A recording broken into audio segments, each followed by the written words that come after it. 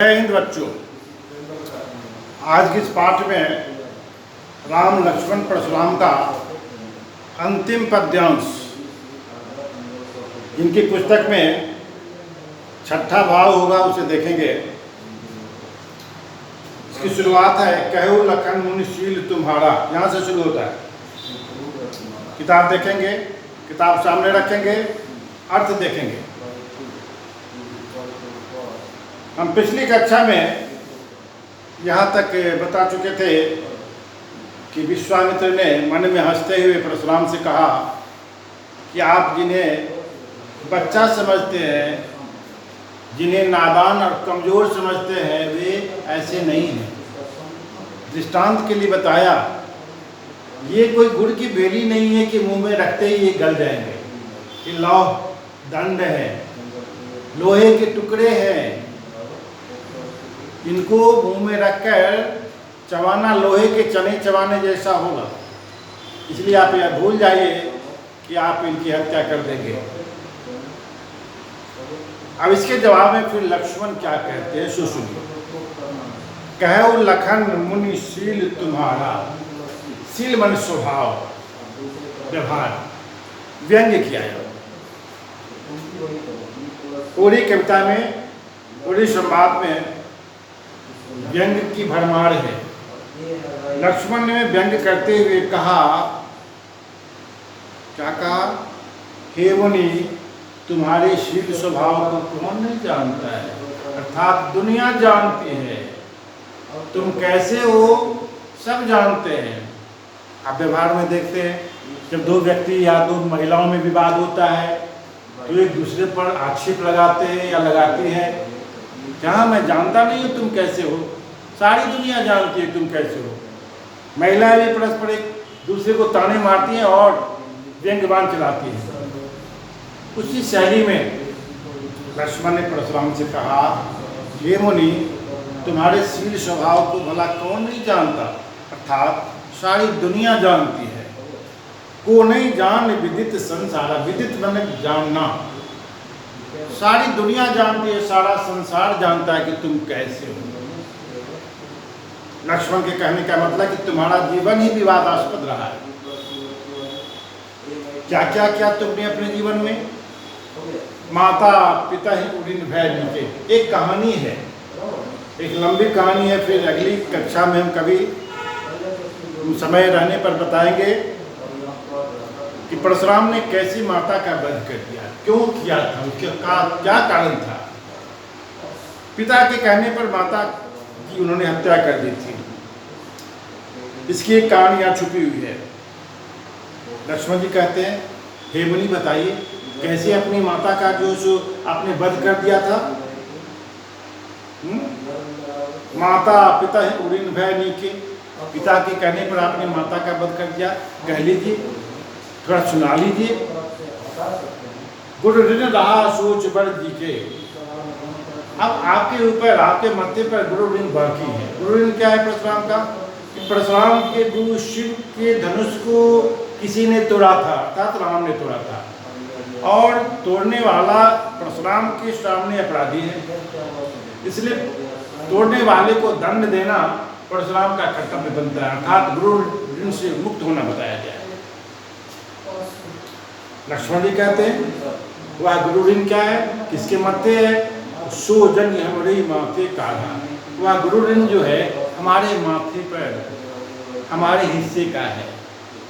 इसलिए हमारे मत्थे जो चढ़ा है गुरु ऋण, तो लगता है कि ऋण हुआ तो उसका ब्याज भी होगा। कोई किसी को पैसे उधार देता है तो उसका ब्याज भी लेता है। तो लक्ष्मण ने कहा कि जो ऋण है उसका ब्याज बहुत बढ़ गया होगा। दिन चल गए, ब्याज बढ़ा, बहुत दिन हो गए, इसलिए ब्याज बढ़ गया होगा। अब आनिए बेभरिया बोली। बेभरिया कहते हैं हिसाब किताब लगाने वाले को, ऑडिटर, हिसाब करने वाला, सूद जोड़ने वाला, उसको बेभरिया कहते हैं। तो लक्ष्मण ने परशुराम से कहा कि किसी बेभरिया को बुला लीजिए, हिसाब किताब करने वाले को बुला लीजिए। हिसाब किताब कर देगा और मैं क्या करूँगा, तुरंत देव मैं थैली खोली, मैं तुरंत थैली खोल कर ऋण चुका दूंगा। इसलिए आप किसी गणितज्ञ को बुला लीजिए और हिसाब किताब कर लीजिए। मैं हिसाब किताब का जो सूद बढ़ा है वह मूल सहित आपको वापस कर दूंगा। इतना सुनना था। सुनी कटु वचन कुठार सुधारा। कुठार का अर्थ है कुल्हाड़ी। सुनी कटु वचन, कटु वचन सुनकर, किसका कटु वचन? लक्ष्मण का कटु वचन सुनकर। लक्ष्मण ने छोटा मुंह बड़ी बात की है, इसलिए लक्ष्मण की कटु वाणी सुनकर कुठार सुधारा, कुल्हाड़ी को संभाल लिया। अपने हथियार को उन्होंने संभाल लिया। हथियार के नाम पर क्या था उनके पास? धनुष बाण तो थे ही और फरसा भी था, कुल्हाड़ी थी। हाय हाय सब सभा पुकारा। हाय हाय में यहाँ प्रवृत्ति प्रकाश अलंकार होता है। बच्चों आपको मालूम होगा कि प्रवृत्ति प्रकाश अलंकार कहाँ होता है?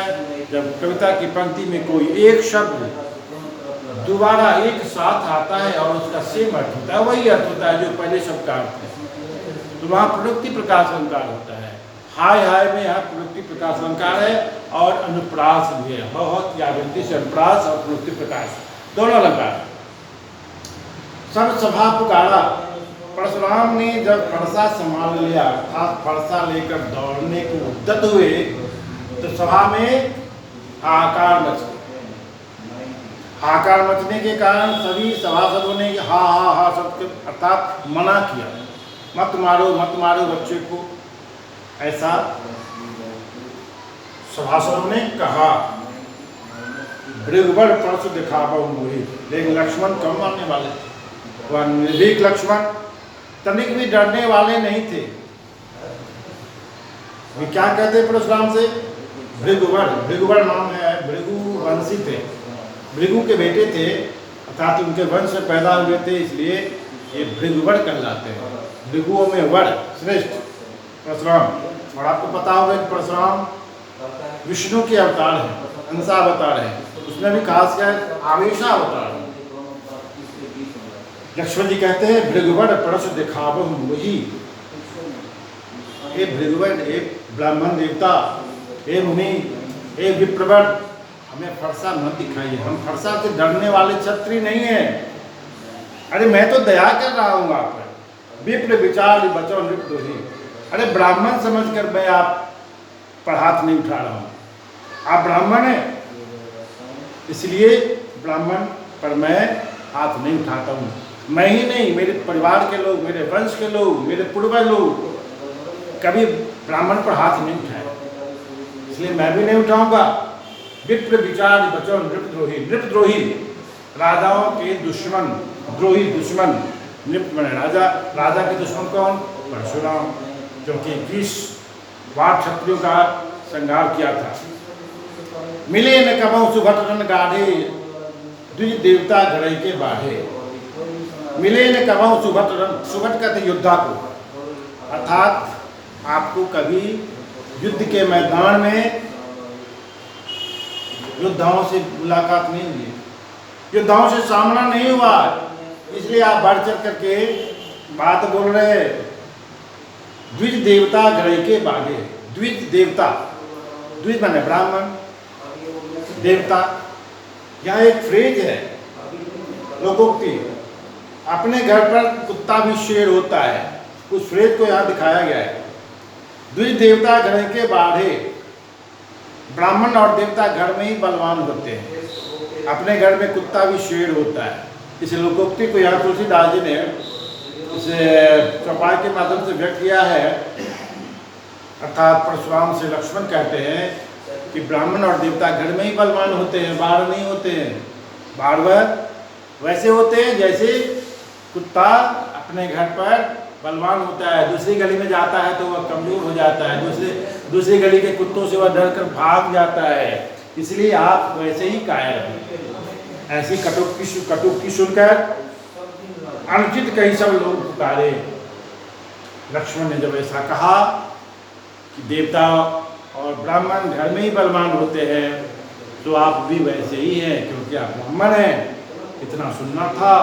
सभासदों ने सभा में उपस्थित लोगों ने क्या कहा, अनुचित कही सब लोग पुकारे। ये बड़ा अनुचित हो रहा है, छोटा मुंह बड़ी बात ही बालक कह रहा है, इसे ऐसा नहीं बोलना चाहिए, ऐसा कुछ लोगों ने कहा।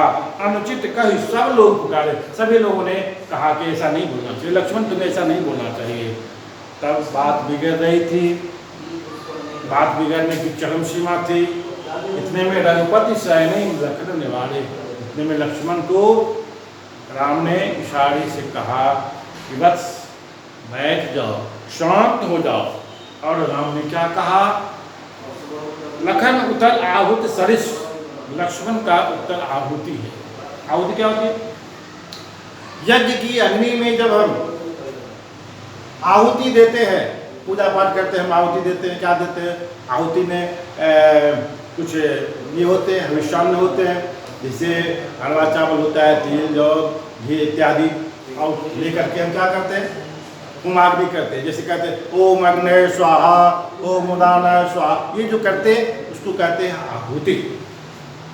तो लक्ष्मण का उत्तर क्या है? आहुति है। भृगुवण कोप कृषाण, यहाँ सरिस है, उपमा अलंकार है, समसासी से सरिस समांतरः, जैसे जो उपमा अलंकार का लक्षण होता है, तो यहाँ लक्ष्मण का उत्तर क्या है? जो जवाब दे रहे हैं आहुति है। भृगुवण कोप कृषाण, और परशुराम का क्रोध क्या है? अग्नि है। तो जब आहुति दी जाती है तो अग्नि में आहुति दी जाती है। आहुति में घी भी होता है, जब अग्नि में घी देते हैं तो वह अग्नि और भी प्रज्वलित हो जाते हैं।